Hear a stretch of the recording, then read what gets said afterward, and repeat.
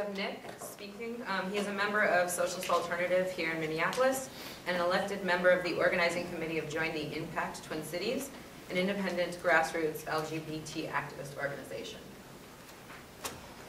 All right, well, thanks everyone for coming out again. And so yeah, to start off, to take stock of where things are at right now, today Americans can still be fired in 29 states because of their sexual orientation, in 34 states because of their gender identity, with 90% of transgender Americans reporting some type of employment discrimination nationwide. We've seen 28 constitutional amendments banning same-sex marriage since 2002, and we have a similar constitutional amendment coming up here in Minnesota in November, which I hope I don't have to tell folks to vote no on. We've also seen attacks on parenting of lesbian, gay, bisexual, transgender, and queer people, as well as same-sex couples. Brian Fisher of the American Family Association said he feels children from same-sex parents or gay marriages need to be taken away from their parents by, quote, the Underground Railroad.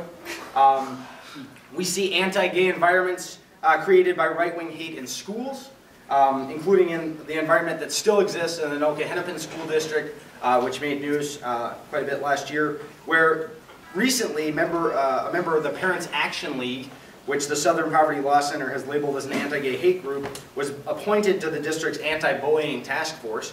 And the attacks don't stop there. They continue in the home. According to a publication from the organization Advocates for Youth, as much as 40% of the homeless population identifies as LGBTQ. This is likely due in part to the fact that a full, quote, 26% were kicked out of their home when they came out. And we've also seen a growing tide of anti-gay hate internationally and across the world.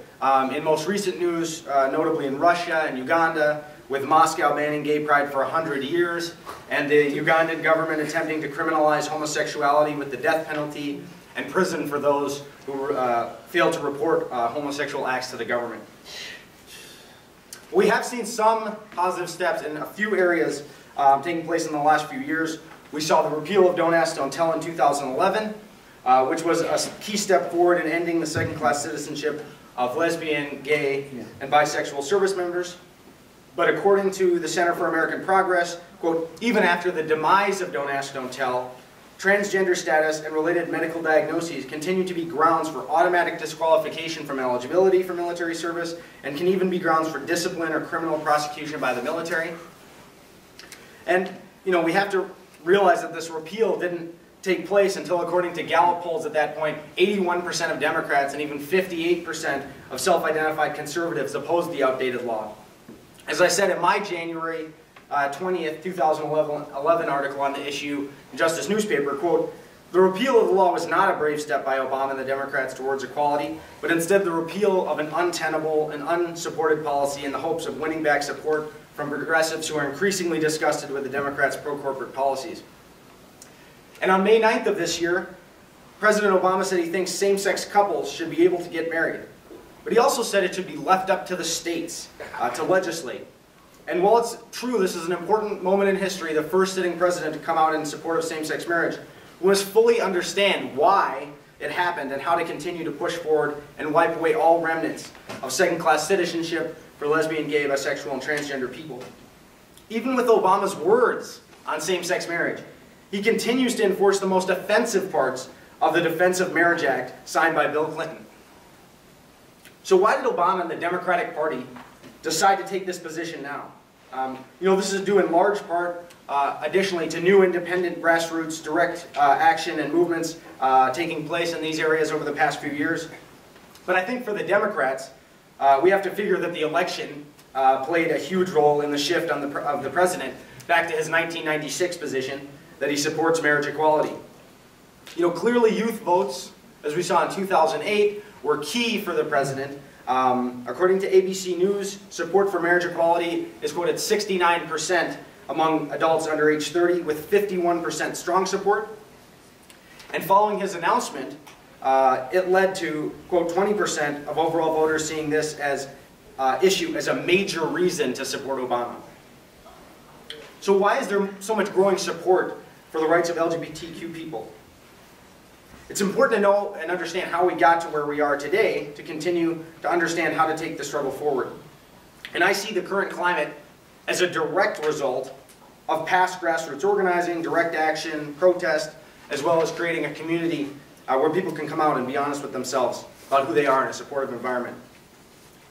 So we have to take a look at the struggles of the past.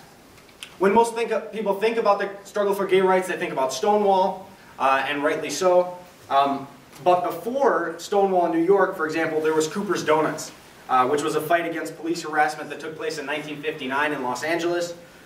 There was the Compton cafeteria pickets and demonstrations in 1966 in San Francisco, primarily made up of transgender activists in the first gay youth organization known as Vanguard. Even earlier, you can read in this book, which I would recommend people read, by Sherry Wolf, about the Marine Cooks and Stewards Union of the 1930s and 40s that fought around issues of sexual orientation and gender expression and identity in the workplace. And after Stonewall, you had continued grassroots organizing for equality and liberation and against the right-wing hate machine. You had the efforts of Harvey Milk, amongst others, against the discriminatory amendment Proposition 6 in California in 1978, and the defeat of Proposition 6, which would have banned openly gay and lesbian people from working in public schools, was a victory for public employees in the state, as well as for the LGBT community as a whole. Harvey Milk also went on, of course, to build strong coalitions and relations with labor unions. ACT UP succeeded in bringing attention to the AIDS crisis in the 1980s and 90s, ending over 5 years of silence on the issue by the Reagan presidency using direct action. And in 1996, we saw huge walkouts and demonstrations of students in Utah against the banning of gay-straight alliances in schools, with students facing multiple death threats before pushing forward to victory against not only the school board, but the state legislature. And more recently, in 2009, as I said, there's been this turn. We saw the National Equality March on Washington, D.C. that brought out 250,000 people to demand equality for all people.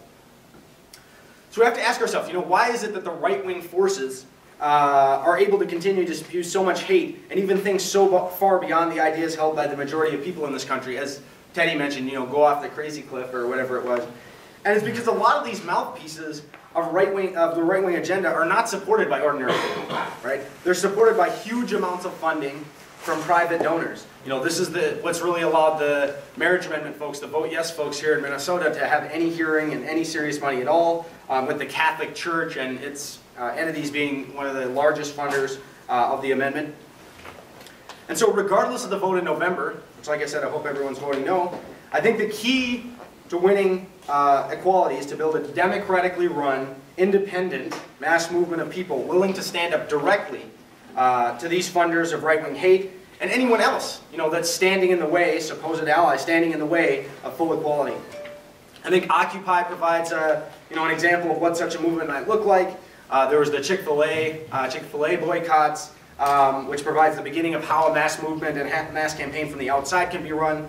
But I think ultimately organized workers must, clearly be part of the solution in this case, to crippling the right wing's ability to get a hearing for their hate speech and even talk of violence against lesbian, gay, bisexual, and transgender community members. And lastly, the C.C. McDonald case in Minneapolis also provides a model for how to take things forward in the struggle. C.C. McDonald, the transgender woman of color in Minneapolis, was attacked by a racist and his friends outside a local tavern.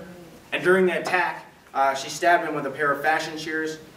He died at the scene, and local Democratic politician and now Hennepin County Attorney Mike Freeman tried to charge her with 2 counts of second-degree murder, which would have put her in prison for 12 years at least for surviving her attack. But due to an organized campaign and community support, she ended up pleading to 1 count of second-degree manslaughter, which was really the best deal that she could get at the time, and will be in prison for 3 years. And it's clearly not a complete victory, but I think it provides a model for organizing. Ultimately, we need to link up the struggles for LGBTQ justice with the struggles for housing justice, for equality at work, for economic justice for all people. This is the only way we can build a force strong enough to take on the big money of the right that seeks instead to divide us against each other.